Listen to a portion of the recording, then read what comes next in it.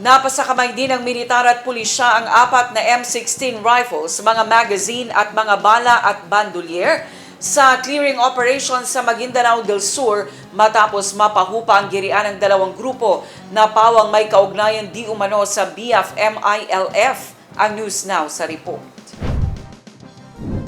Matapos mamagitan ng awtoridad at mapahupa ang girian sa pagitan ng dalawang grupo na pawang may kaugnayan sa BFMILF sa Barangay Sapakan, Mama Sapano, Maguindanao del Sur, araw ng Biyernes, March 6, isinagawa ang Joint Law Enforcement Support Operation ng 34th Infantry Battalion kasama ang pulisya sa mga barangay ng Mama Sapano, Raja Buayan at Sharif Agwak. Kasabay nito ang pagsagawa rin ng monitoring ng Coordinating Committee on the Cessation of Hostilities. Pinaniniwalaang naiwan ng dalawang naglalabang grupo ang mga natagpuang mga baril, bala, magazine at bandolier. Sinabi ni 601st Infantry Brigade Commander Brigadier General Edgar Catu na mahalaga ang agarang koordinasyon ng militar, pulisya at mga kinaukulang stakeholders upang mapahupa ang sitwasyon at maprotektahan ng mga sibilyan.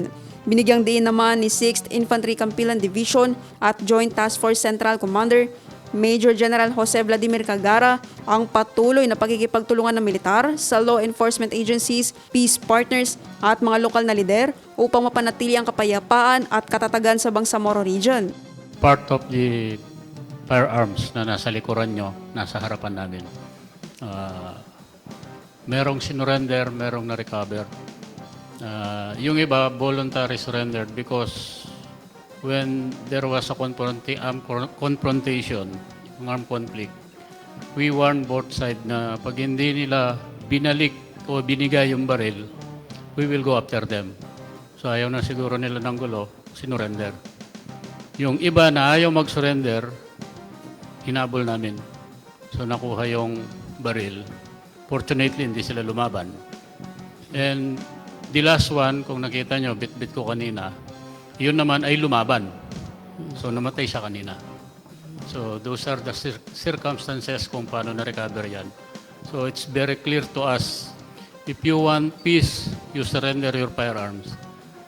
Pag hindi nyo sinurrender, we will go after you. Pag lumaban ka, may mangyayari sa'yo. So yan, yung circumstances ng pagkakuha ng mga yan.